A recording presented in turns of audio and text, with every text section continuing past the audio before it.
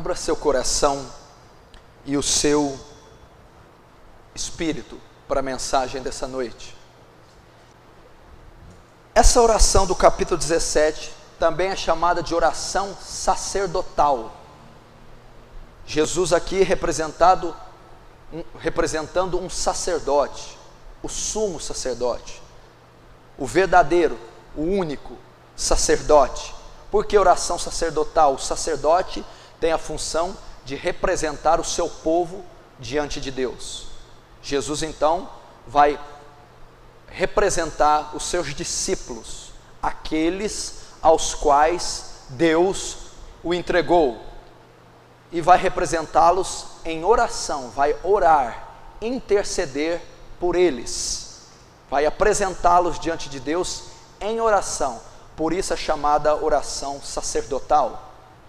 Martinho Lutero escreveu a respeito dessa oração, diz que ela é tão profunda e insondável que não podemos imaginar. John Knox, antes da sua morte, pedia para sua esposa ler no leito de cama João 17, Efésios, Isaías e também a passagem de João 17, e assim ele o fez até a sua morte. Tamanha a envergadura, a profundidade e a expressão do coração, dos sentimentos e da vontade de Jesus Cristo nessa oração. E a igreja, se tem algo que a igreja precisa aprender, é orar. Precisa cultivar a prática da oração. Precisa desenvolver o ministério da oração. A maioria de nós não sabemos orar. Outros não oram, nem sequer oram. E outros que oram não sabem orar. A nossa oração deve se basear em dois princípios. Primeiro, nas Escrituras.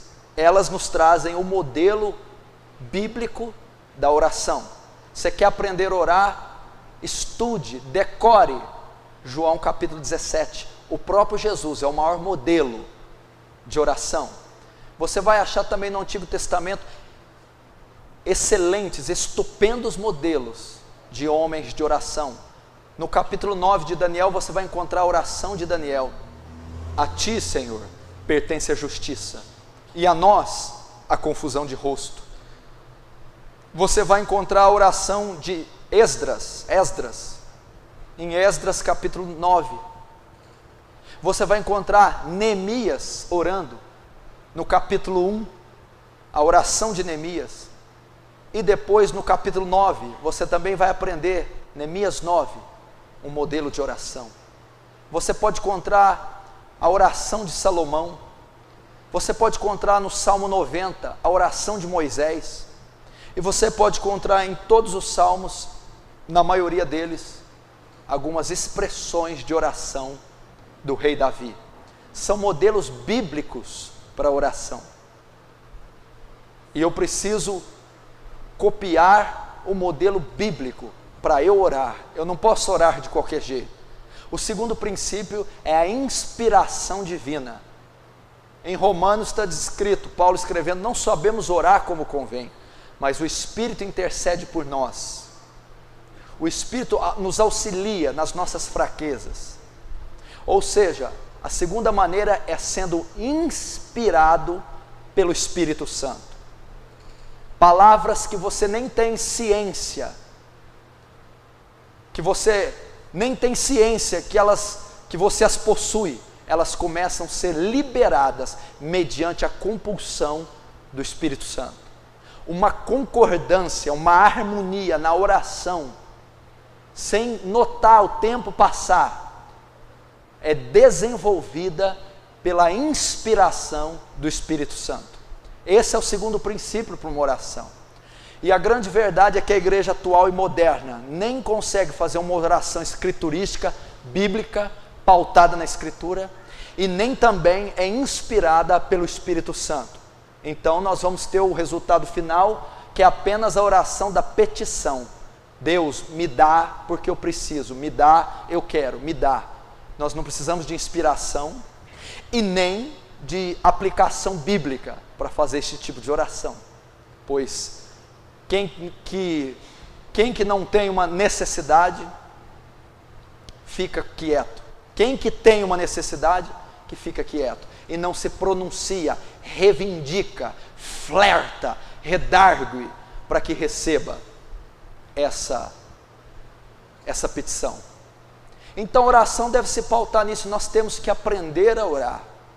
É o bálsamo da igreja, é o combustível, a gasolina do cristão. E se você vê a grande debilidade da igreja moderna atual, eu não diria nem que são somente os princípios bíblicos, porque talvez a falta dos tais leva a igreja a não cultivar a prática da oração. Mas a igreja é morta, é doente, os cristãos são mornos, fracos, doentes, porque não desenvolveram um ministério da oração, não cultivam a prática diária, contínua da oração.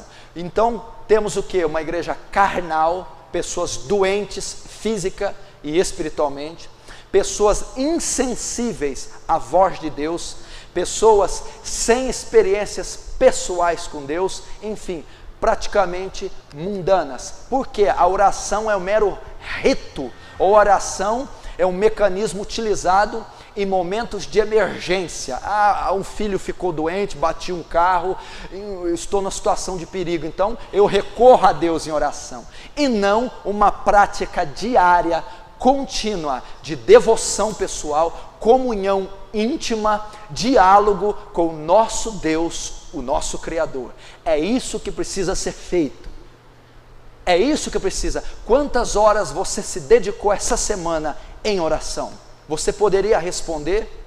Quantas horas só nessa semana você ficou de joelhos diante de Deus? Quantas horas você clamou pela misericórdia, pela graça dele?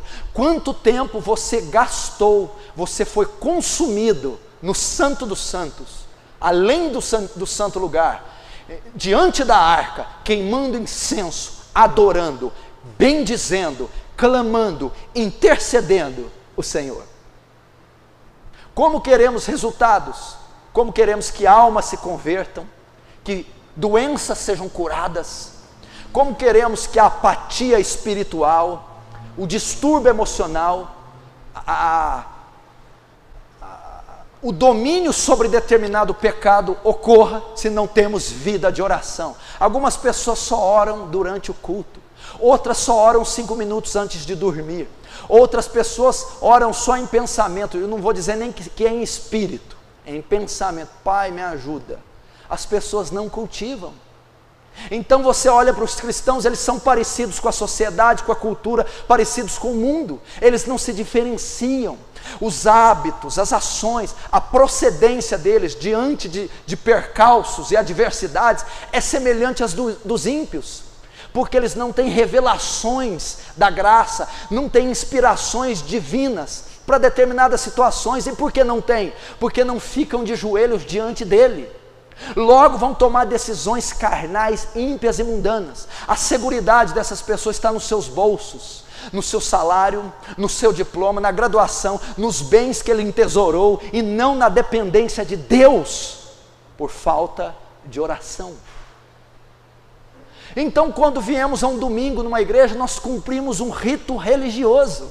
Passamos a semana inteira sem contato com Deus, a semana inteira vendo televisão, a semana inteira fechando negócio, comprando e vendendo, a semana inteira vivendo uma vida cultural, social, ímpia.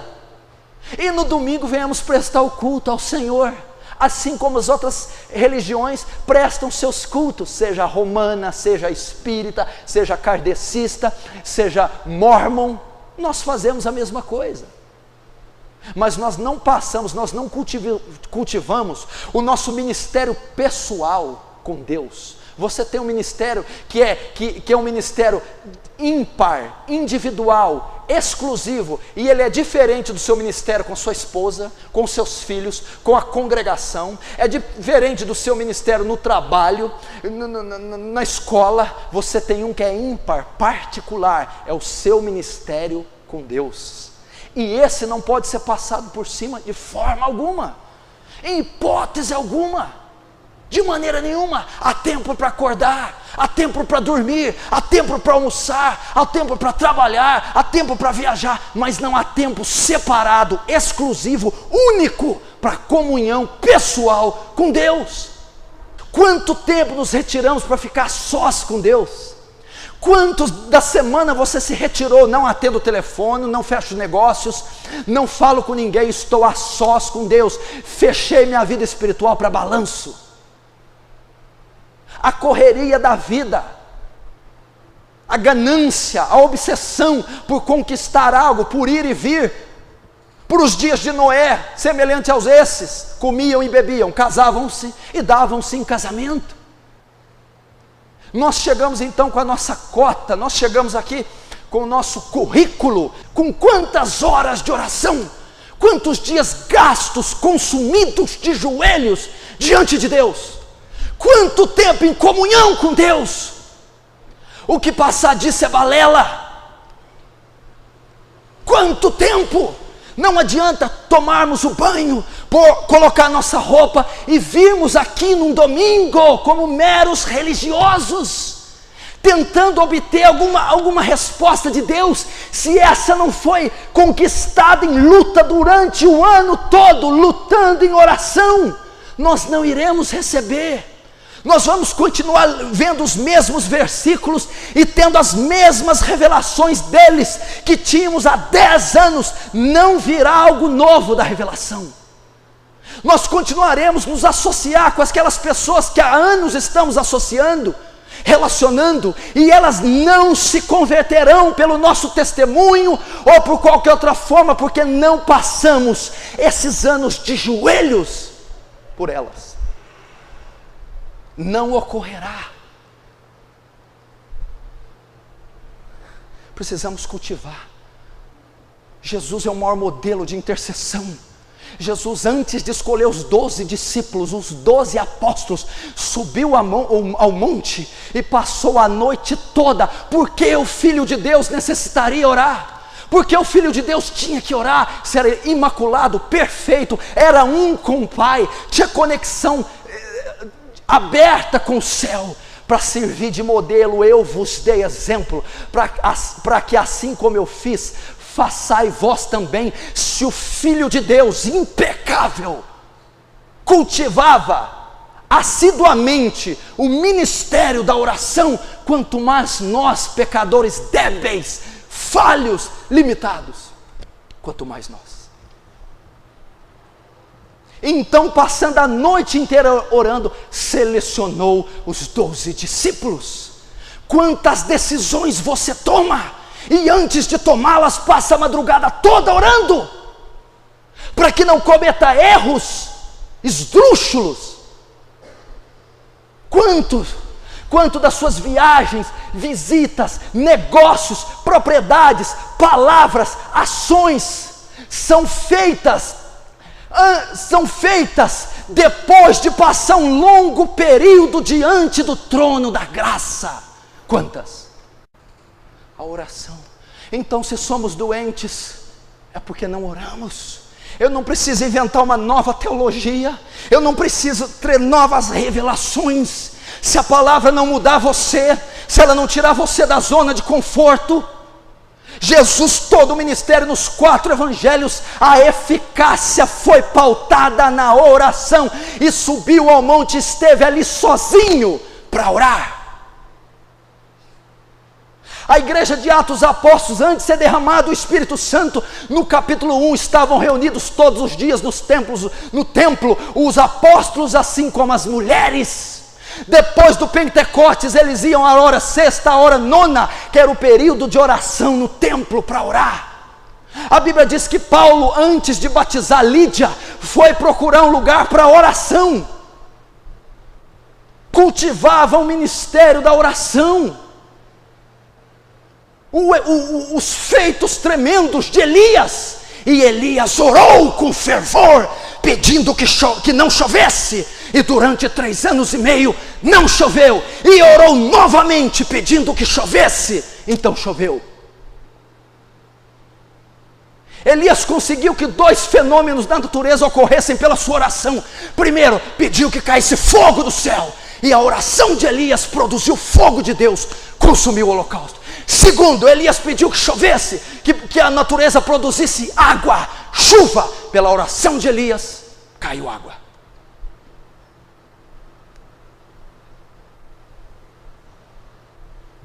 Quando Josué ia pelejar com Amaleque, a Bíblia diz que Moisés subiu ao monte e levantava as mãos. Quando Moisés levantava as mãos, Josué prevalecia, Israel. Quando Josué abaixava, Amaleque prevalecia. O que está querendo dizer? A luta era travada fisicamente, Josué e Amaleque, mas ela era vencida espiritualmente. Quando Moisés rogava, quando Moisés bradava, clamava, orava, significa que Israel não ganhou nenhuma peleja sem intervenção divina em resposta a rogos e prantos.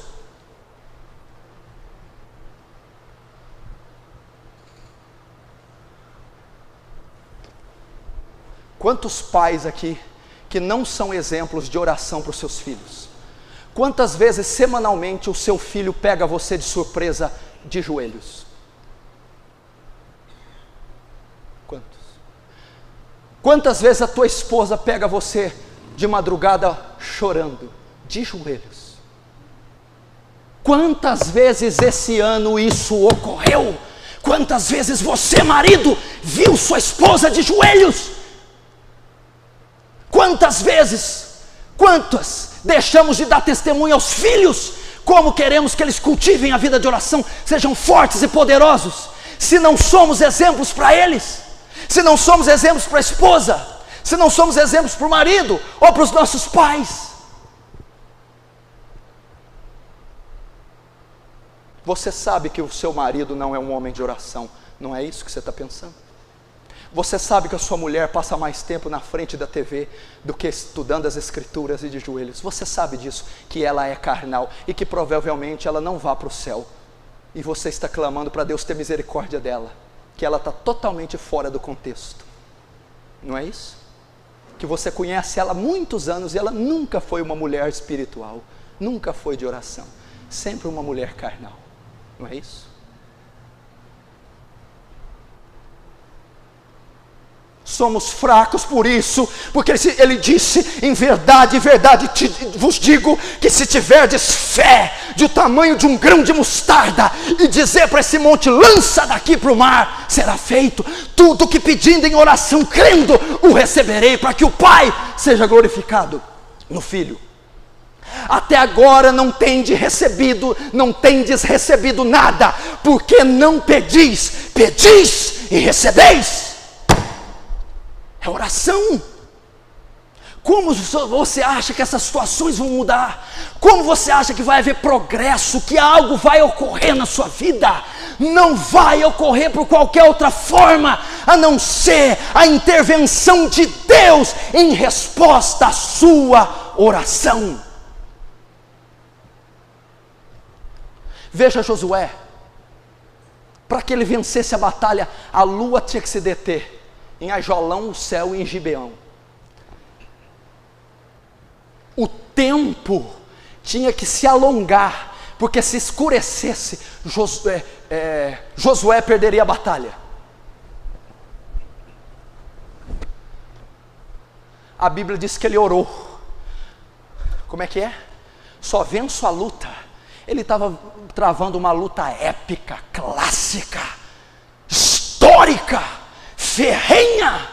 Ele precisava mover uma montanha, precisava derrubar um exército inteiro. Não tinha outra solução, somente se o dia se estendesse. Sol para em Gibeão, lua em Ajalon. A Bíblia diz que o dia parou, o movimento de rotação e translação da terra cessou. Ouviu a ordem de um homem, cedeu, foi subjugada, se rendeu à oração de um homem. Porque Josué diz: pare tempo, pare sol, pare lua. Então o dia parou de contar, e aquele dia se acresceu quase que mais 24 horas. Os grandes exércitos só irão ao chão mediante a oração. As grandes montanhas da sua vida só serão deslocadas mediante a fervorosa oração intercessória. Não pense você que almas virão ao conhecimento da verdade sem que alguém esteja de joelhos gemendo por elas. Não virão. Não pense que o poder virá porque foi prometido, porque está na presciência, na soberania de Deus. Não! Derramarei água sobre o sedento. Águas fala do poder, águas fala do Espírito. Estar sedento fala de alguém que está perseverando, de alguém que clama de noite, que transpira, alguém que luta com Deus em oração, até que essas águas sejam derramadas.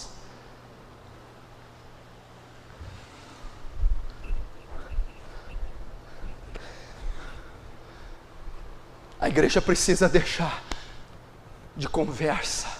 Pare de conversas, simpósios, conferências, congressos, bate-boca teológico, ponto de vista, autojustiça.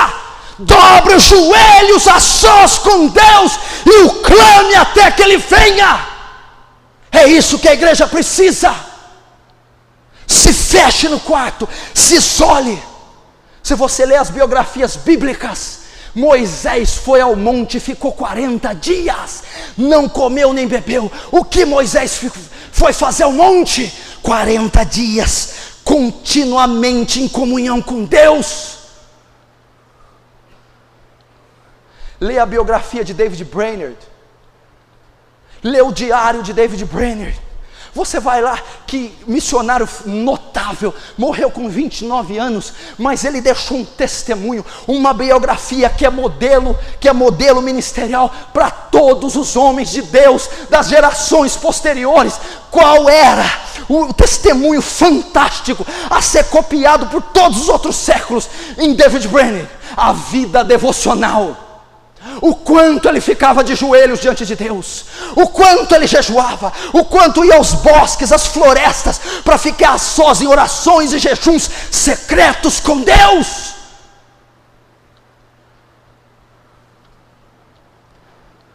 Por isso você segue carnal, por isso você não vence a imoralidade, por isso você não vence a corrupção, por isso que você não vence o orgulho, a soberba, por isso que você não obtém resultado, progresso espiritual, familiar. Por isso, porque não ganha essas batalhas de joelhos, porque não ora horas a fio, porque não ora semanas consecutivas, madrugadas consecutivas, até que Deus seja importunado de tal maneira que te atenda.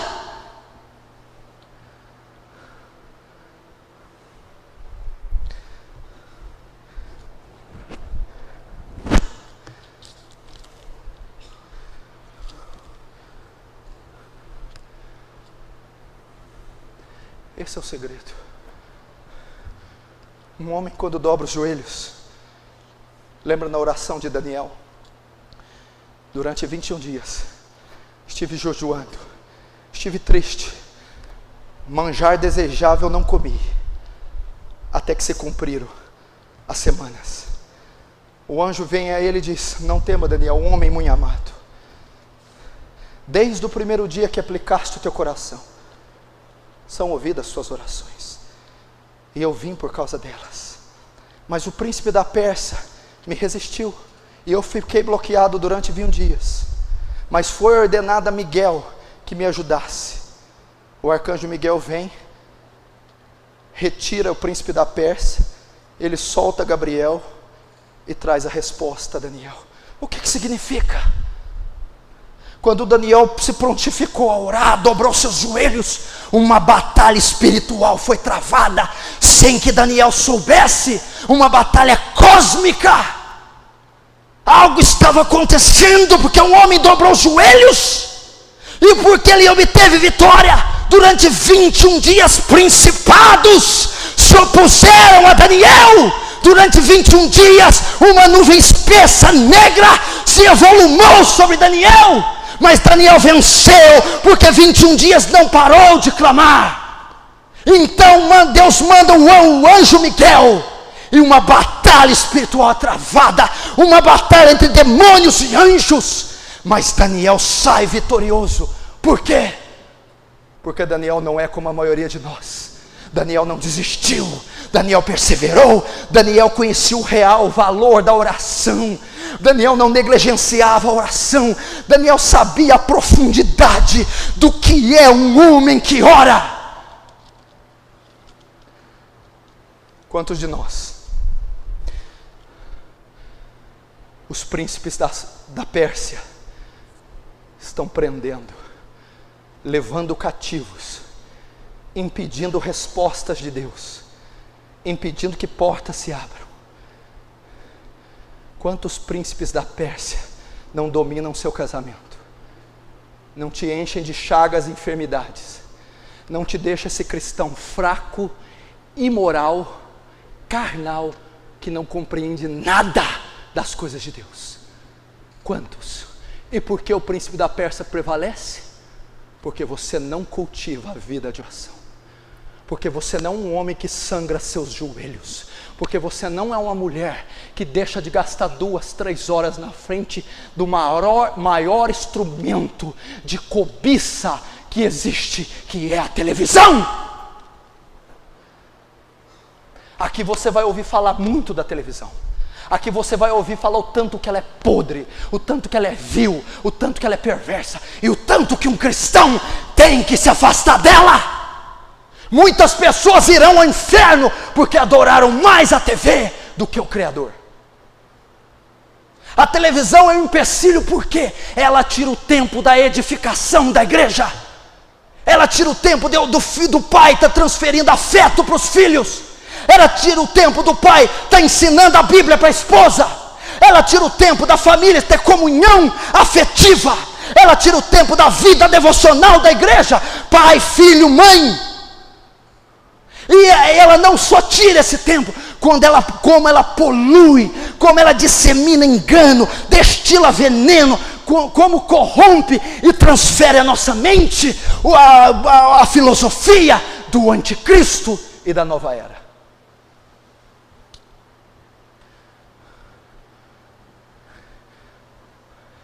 Então, os príncipes da Pérsia seguem.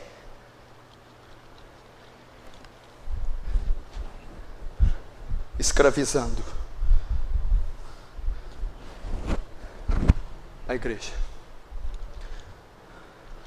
Você acha que a juventude desse século sabe orar? Pede para eles mostrarem os joelhos deles aí para você. Pede para qualquer adolescente, jovem, levantar a calça. Olha os joelhos deles. Quanto tempo eles não passam na frente do videogame, da TV, da internet, paqueras, futilidades, namoros, conversa torpe, carnal, ao invés de fazer como o jovem Davi, o jovem José, o jovem Sadraque, Mesaque e Abednego, os jovens, o jovem Estevão. Quantos não dominam essa arte? Estão entregues à imoralidade, fornicação, vaidade, soberba. Estão entregues ao mundanismo secular por falta de oração. A oração destrói qualquer inimigo. Não me diga que você tem uma chaga insolúvel. Não me diga que é um gigante que não caia. Não me diga que você nasceu com o pior pecado. Não há pecado, não há gigante, não há demônio, não há muralha que a oração não possa derrubar. Não há! Não há!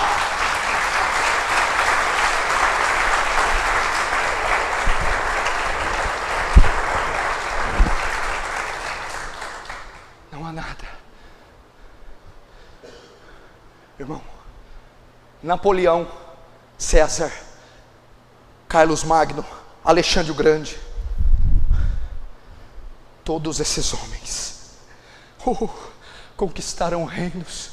Nabucodonosor, Hitler, Mussolini, Stalin, avançaram, conquistaram reinos e triunfos, batalhando ao fio da espada, pela lei da pólvora. Mas a igreja desde Gênesis segue rompendo as trincheiras do inimigo, dominando os terrenos, conquistando batalhas de joelhos, em oração constante. É assim que vencemos, sem levantar uma espada, sem uma calúnia, sem um artifício natural, porque as armas da nossa milícia não são carnais, mas poderosas em Deus para destruir fortalezas. É a oração.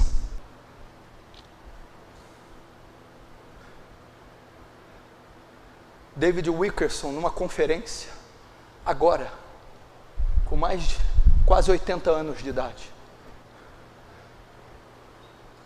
pastor da Times Square Church, autor do livro A Cruz e o Punhal.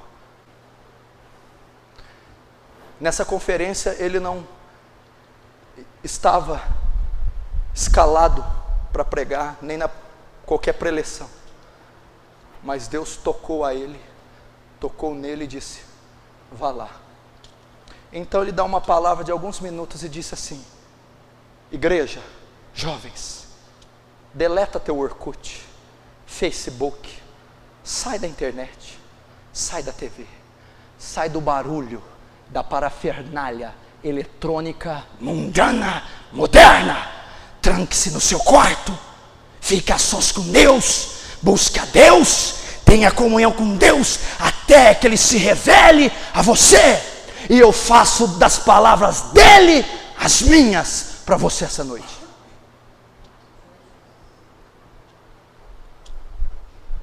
Precisamos orar. Quanto tempo faz que você não tem uma revelação nova de Deus? Quanto tempo faz que você não ouve a voz de Deus?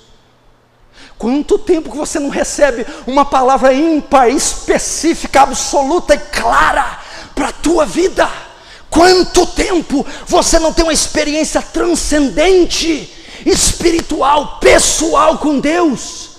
Quanto tempo você está andando com o óleo do motor sem trocar, ferro com ferro, emperrado, seco, carnal, frio, por falta de oração?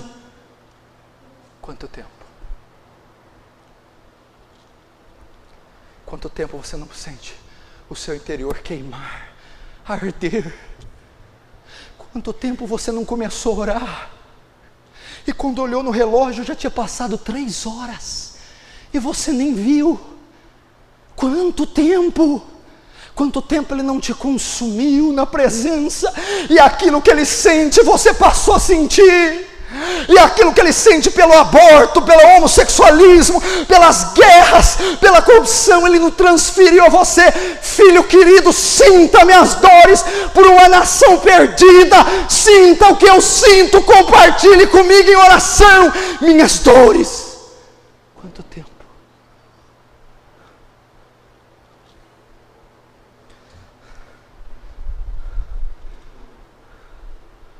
Quanto tempo?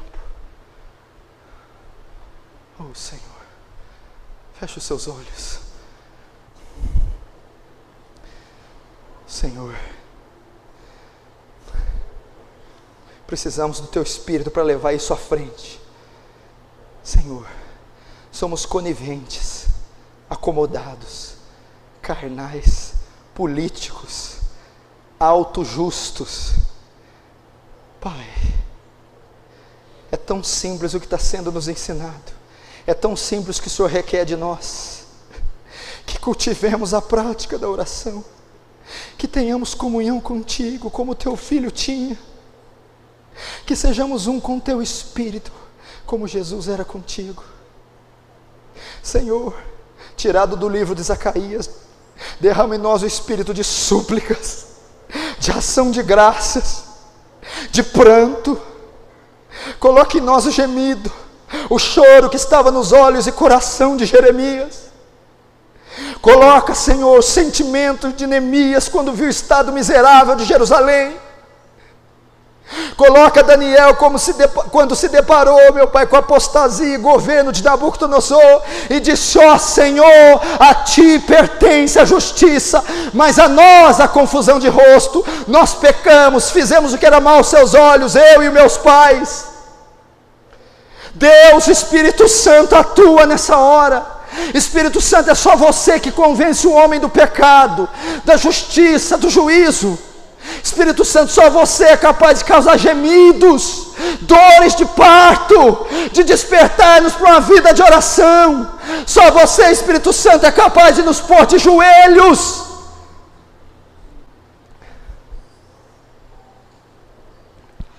Vem, Espírito Santo. Vem, Espírito Santo. Leve esse povo à oração.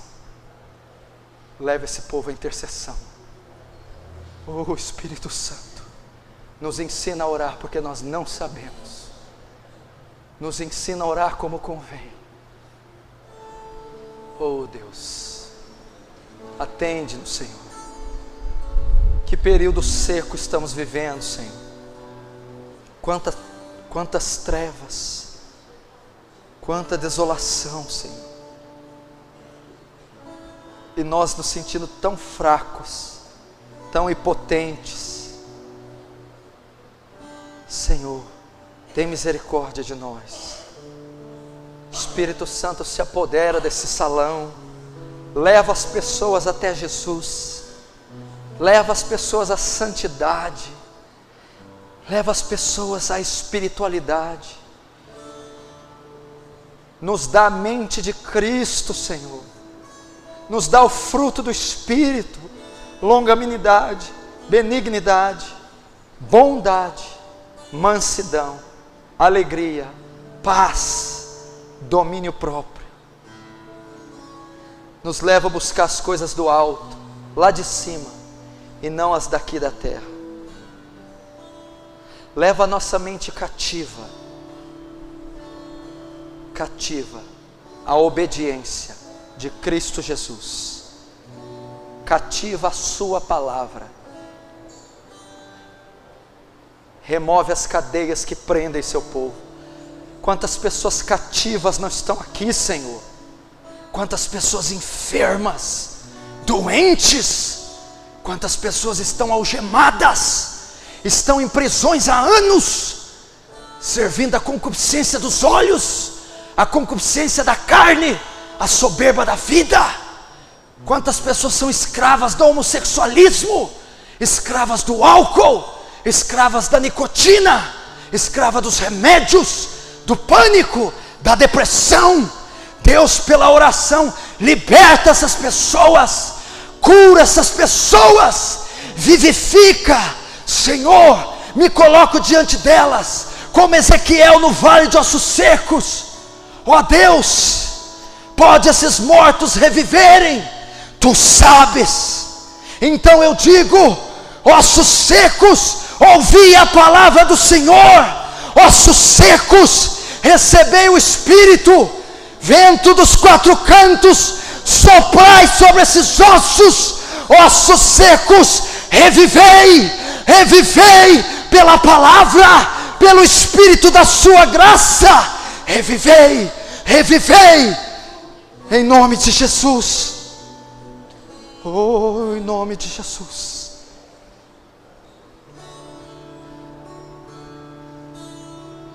Pai, há abismos entre nós e o Senhor. Pai, há abismos entre nós